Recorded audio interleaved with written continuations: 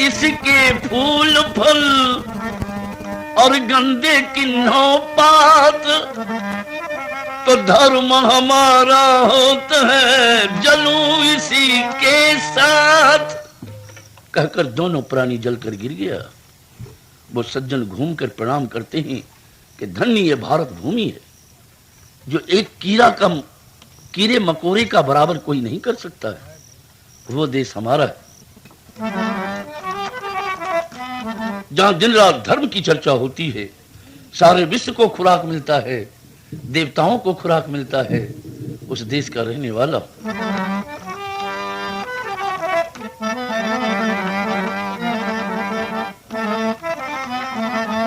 हर नाम हरि का भुलाना नहीं चाहिए।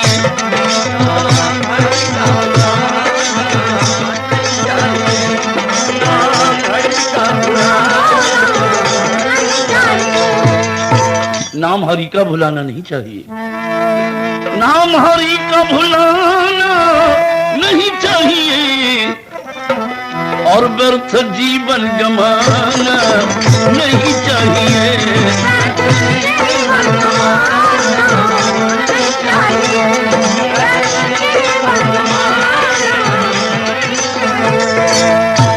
नाम हरि का भुलाना नहीं चाहिए, व्यर्थ जीवन गंवाना नहीं चाहिए, और कौन कौन सा काम नहीं चाहिए?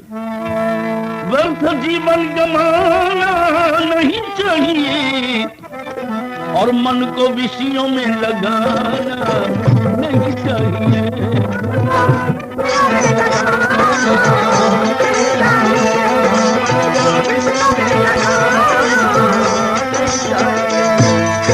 एक काम और नहीं करना चाहिए। वो कौन सा काम? मन को विषयों में लगाना नहीं चाहिए, और दिल किसी का दुखाना नहीं चाहिए।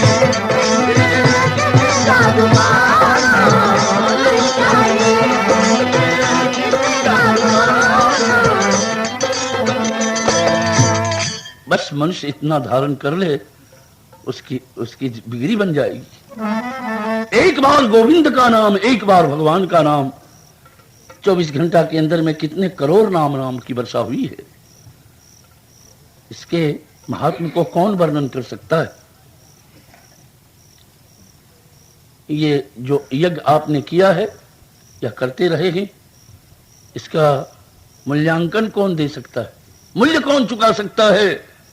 जहां पर नाम यज्ञ की वर्षा हो, भगवान भी असमर्थ हो जाते कि भाई इसके बदले में कौन सा फल दूं, क्या बराबरी है जो उस चीज को मैं आपको दूं। तो ये नाम यज्ञ है। देखेंगे, राम से बड़ा राम का नाम, राम के बड़ा अंत में निकला ये परिणाम, अंत में राम से बड़ा राम जाना।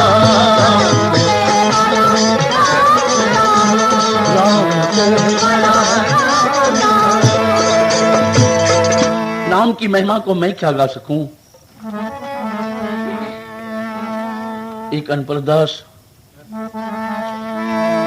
हजार फन वाले शेषानाग, एक एक मुख में करोड़ करोड़ जिह्वाएं हो जाए, सारी पृथ्वी कागज बन जाए, और वो लिखने के लिए, कहने के लिए बैठ जाएं, पार नहीं पा सकते। ये नाम है।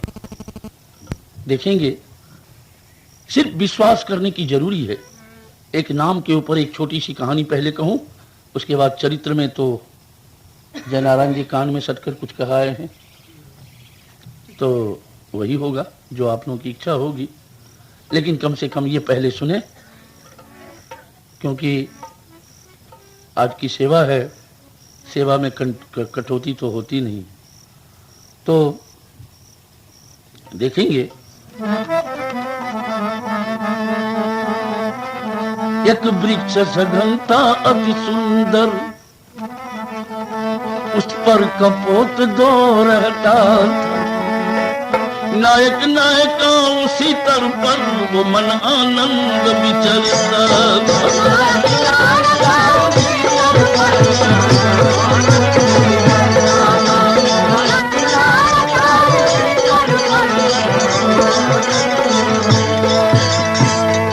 दो प्राणी कबूतर, बीच बियावान मैदान है, उसमें एक सघन वृक्ष था, उस पर दोनों इत्मीनान से रहता था। एक रोज क्या हो गया, एक व्याधा प्राणियों को मारने जंगल चला। एक व्याधा प्राणियों को मारने जंगल चला। 12 बजे दिन तक वो शिकारी शिकार खोजता रहा, शिकार नहीं मिला।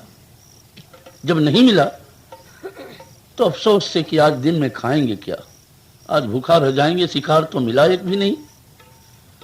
वो ठंडी हवा लेने लगा, उसी वृक्ष के निकट सो गया। धूप था, कड़ाके की गर्मी थी, तो नींद तो उसको आती थी नहीं कि कुछ बना नहीं, कुछ शिकार मिला नहीं।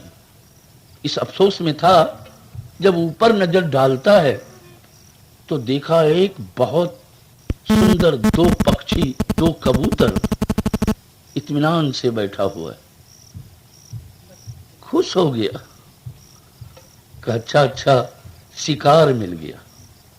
अब वो अपने धनुष बाण को निकालता है, ठीक निशाना कर रहा है कि एक ही बाण में दोनों का प्राण ले लूं। तो कबूतर नीचे देखता है, नीचे देखता है तो देखता है कि व्याधा हमको मारना चाह रहा है। पागल ये नहीं जानता कि हम उड़ भी सकते। तो अपने प्रिय से कहना चाह रहा था कि प्रिय ये मारने के लिए तैयार है व्याधा, हम दोनों उड़ जाएं। लेकिन ऊपर जब देखता है तब तो वो निसहाय हो गया। क्यों कि ऊपर में क्या हो रहा था। एक रोज अचानक तरुणी पर व्याधा ने बाण निशान किया। व्याधा ने बाण लगाया था, आफत पर आफत सर उमरी, ऊपर एक बाज मरा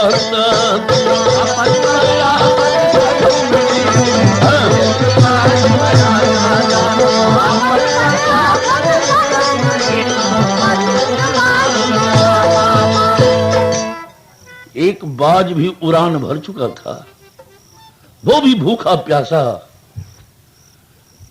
सोचता है कि दोनों पक्षी को एक ही बार चोंच में चांप लूं।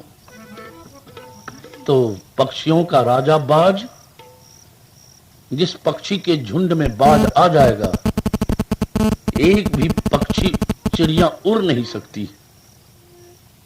उसका इतना भय है, क्योंकि उस पक्षियों का सम्राट है वो। तो वहां से वो भी उड़ान भर चुका है कि एक ही बार में पकड़ लूं। और नीचे से व्याधा भी निशाना ठीक कर रहा है कि एक ही बाण में दोनों को मार डालूं। कबूतर जब ऊपर देखता है, बाज को देखते ही विकल होकर कहता है, प्रिय अब तो जुल्म है। क्या हुआ स्वामी? कहा नीचे देख, ऊपर देख। आकाश मार्ग में जाऊं तो अरे वो बाज निगल ही जाएगा। प्रिय अगर निश्चिंत रहो तो व्याधा मार गिरा।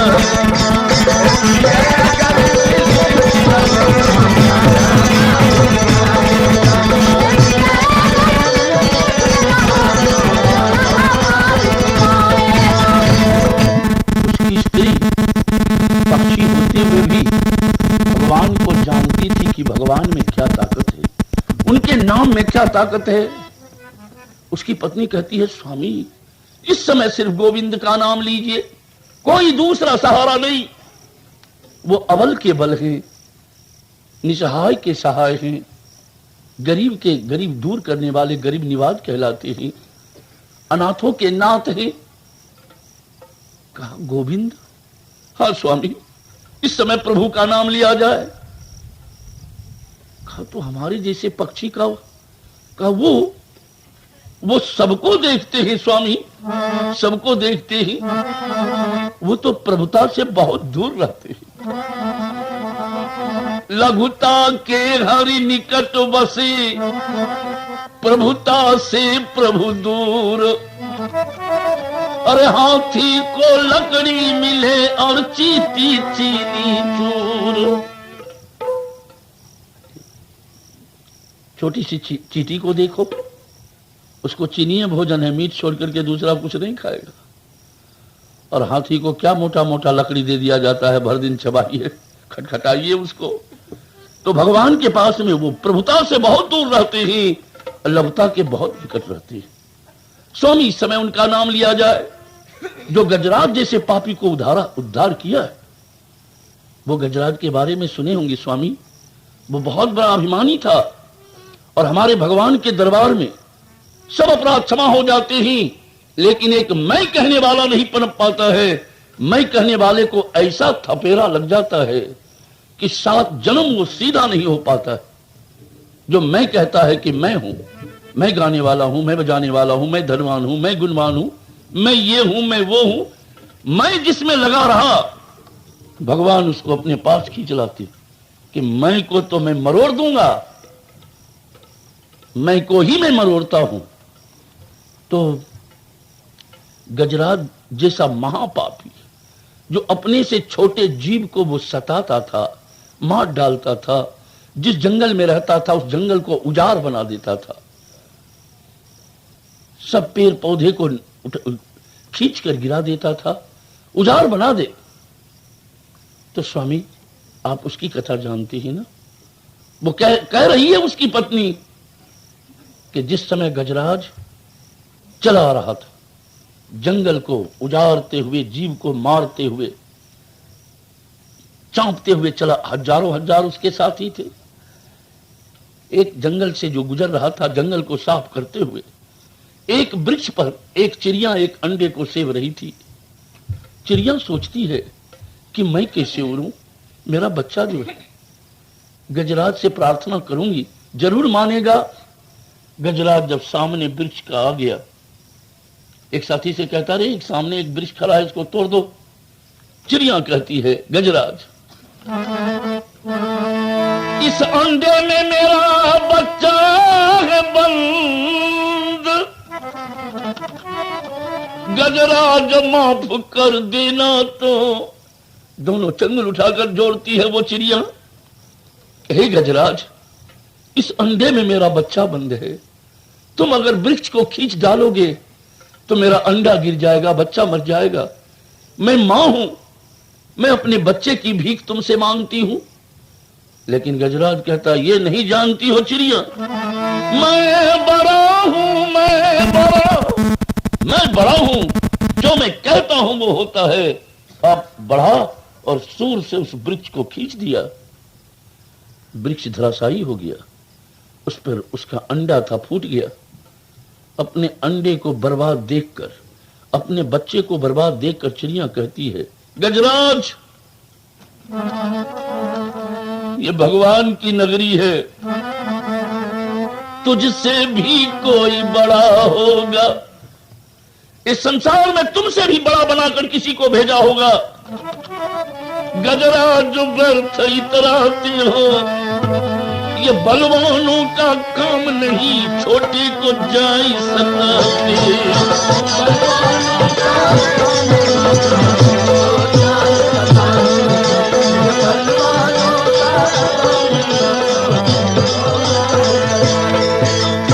ठीक है गजराज, तूने मेरे बच्चे को समाप्त कर दिया, लेकिन ये न समझना कि मैं ही बड़ा हूं, तुमसे भी बड़ा कोई होगा। गजराज हंसकर कहता है सुनते हो साथियों, ये चिड़िया मुझसे कह रही है कि तुमसे भी कोई बड़ा होगा इस संसार में। तो यहां तो स्वार्थी साथी होते ही सब सुर उठा दिया, सरदार तुमसे बढ़कर दूसरा कौन। कहा चलो अब जरा पानी पी ले। सामने नदी थी, तो पानी पीने के लिए उसके साथी सब तो किनारे में पानी पी रहा है, वो सोचा जरा बीच में जाकर पानी पीऊं। गंभीर जल था उसमें, उस नदी में। बीच में जाकर दंत से पानी को तोड़ता है और पी रहा है, तो दांत और पानी के टकराव में तूफान उठ गया। उसी गंभीर जल में ग्राह अफसोस में डूबा हुआ सोया था। अफसोस क्यों? समुंदर से वो भसता हुआ चला कि मैं सुना हूं कि गजराज कहता है कि मैं बड़ा हूं, जरा हमसे मुलाकात हो जाते तो पता लग जाता कि कौन बड़ा है। तो उस दंत से जो पानी तोड़ रहा था गजराज, तो ग्राह का बदन हिल गया। तो ग्राह भी अचंभा में आ गया कि रे, मेरे बदन को कौन हिला दिया। ऊपर जब उठता है तो देखता, अच्छा तो मेरे दोस्त मेरे घर में आ गए। बहुत बरसों से प्रतीक्षा थी, किनारे किनारे में खोजता जा रहा था कि मेरे दोस्त गजराज कहां मिलेंगे। आज मिले हो, आज पता लगेगा कि तुम बड़ा है कि मैं बड़ा। गजराज पानी पी रहे थे, उनके पांव को पकड़कर बैठ गया। गजराज डगमगा गए। गजराज सो गए भाई, लेकिन पांव पर तो पूरा वजन था। गजराज बहुत कोशिश किया कि पांव को झाड़ दूं, लेकिन वो थोड़े ही झड़ने वाला था। वो तो इत्मीनान से बैठा हुआ है। अब गजराज पीछे की ओर खींचते, किनारे की तरफ। महीना 2 महीना इंतजार किया उनका साथी। अब साथी सोचता है कि ये सरदार तो अब गायब होने पर हैं, चलो कोई दूसरे सरदार का चुनाव किया जाए। लेकिन अब छोड़ो। गजराज जब पीछे देखते हैं, बजे हुए हैं, पीछे देखते हैं तो एक भी साथी कोई किनारे में नहीं। सारी शक्ति लगा दी। किनार से एक रस्सी दूरी पर आते आते गजराज का नस ढीला हो गया। नस कामयाब नहीं रहा।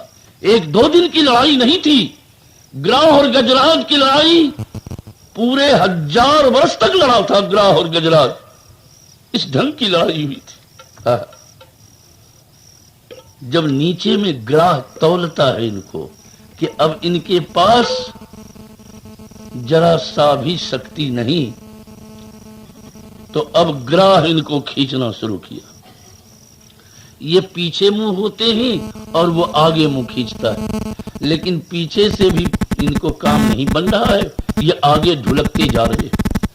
ठीक जहां से वो गजराज स्नान कर रहे थे, बेचारे पानी पी रहे थे, ठीक उस जगह लेकर अब पानी के अंदर इनको दाब रहा है।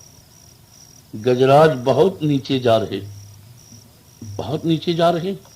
जब सर्वांग शरीर पानी के अंदर आ गया तो नीचे से ग्राह कहता है, बोलिए गजराज साहब, तू बड़ा या मैं बड़ा। बोलिए गजराज साहब कि आप बड़ा है कि मैं बड़ा। जब सर्वांग शरीर पानी के अंदर आ गया, इतना बड़ा सूर जब बचा, तब ये मालिक के दरबार को खटखटाता है। कहा, प्रभु आज तक तो मैं तेरा नाम लिया नहीं। इस समय हम इसलिए नाम लेता हूं कि एक मामूली ग्राह गजराज को मार रहा है। शक्ति का अपमान हो रहा है। जिस शक्ति के सहारे आप अनंत कोट ब्रह्मांड को पालते ही, वो शक्ति की तौहीन है। आप इसकी रक्षा करो प्रभु। मैं जब ऊपर आ जाऊं तो आप मुझको सुदर्शन से मार डालना, लेकिन ये ग्राह के फंदे से मुझको छुड़ा दो। कोई सुनवाई, अंदर ही जा रहे। थोड़ा सा हिस्सा बच गया है। मिल गया कमल का फूल एक। कमल का फूल दहता हुआ जा रहा था, उसके सूर में सट गया। जब पकड़ा है उस कमल के फूल को, तो उसके सूर ही बड़े कामयाब होते।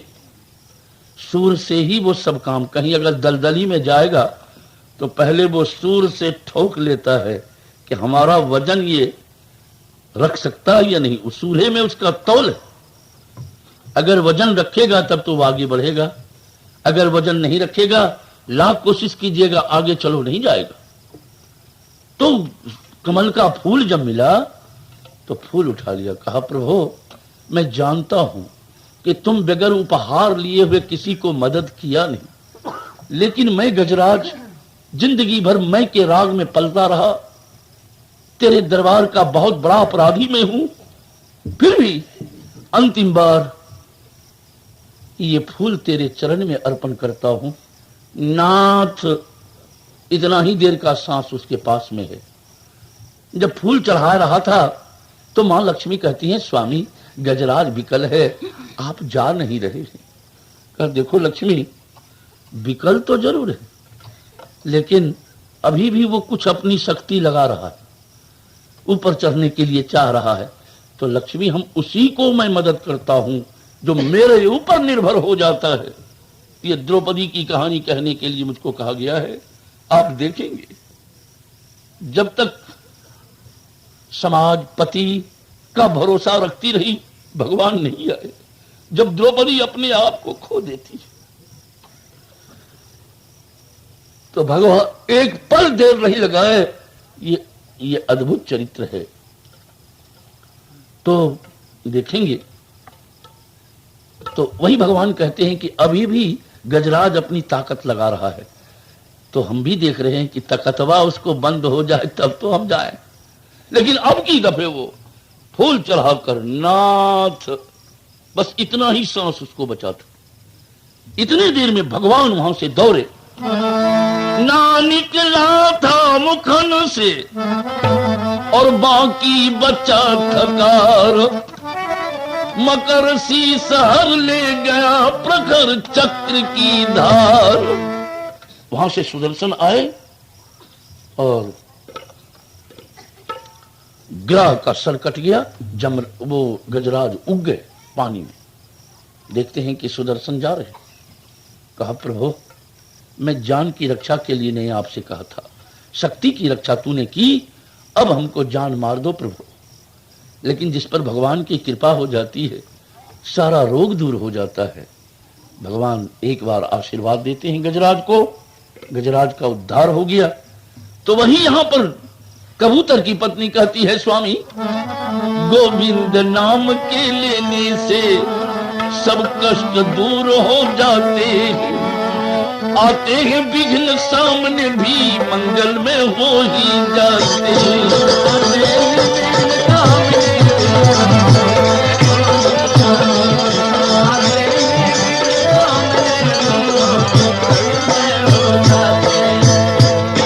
भगवान से नाम लेना शुरू किया। नाम महाराज की ऐसी कृपा हुई, द्वारकाधीश भोजन कर रहे थे, भोजन पर बैठे थे, 56 प्रकार का व्यंजन लगा हुआ था। इस कबूतर की आवाज को सुनकर प्रभु दौड़े अपने नाम की लाज को बचाने के लिए। भगवान जब दौड़ते ही यहां आए तो कबूतर तो दोनों प्राणी आंख बंद किए हुए भगवान पर अपने शरीर को छोड़ चुका है। लेकिन वहां क्या हो रहा है, वहां क्या हो रहा है, अब वो चोंच को सिर्फ चापना चाह रहा था, वहां तक पहुंच गया है और इसके चुटकी ससर चुके थे। भगवान सोचते ही कि जब तक व्याधा को मारता हूं बाज पकड़ लेता है और उधर बाज को मारता हूं व्याधा मार देता है। पर प्रभु के सामने सोचना, एक पल की बात सोच लिया, गोविंद नाम के लेने से एक विषधर सर्प निकलता है, धीरे धीरे वह विषधर ने व्याधा के पग में डसता।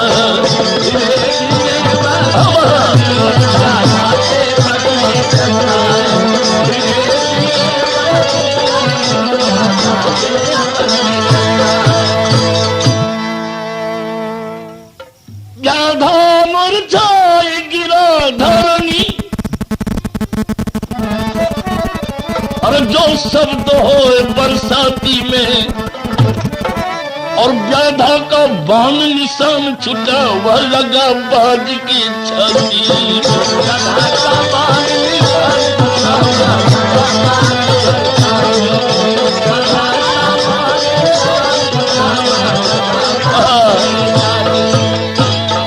नीचे व्याधा ऊपर बाज, दोनों मरा पड़ा है। कबूतर की जब आंख खुली तो ऊपर देखता है कि ऊपर वाला दुश्मन कहां चला गया। नीचे जब नजर दौड़ाता है तो देखा कि दोनों दुश्मन एक पर एक पड़े हुए। कबूतर अपनी पत्नी को कहता है, प्रिया आंख खोलो, देख गोविंद की कृपा, ऊपर और नीचे दोनों। तो यही कवि का कहना है, शुभ पथ पर चलने वाले की, शुभ पथ पर चलने वाले को सब कष्ट दूर हो जाते हैं। आते ही विघ्न सामने भी मंगल में हो ही जाते। आते ही विघ्न सामने आते ही विघ्न सामने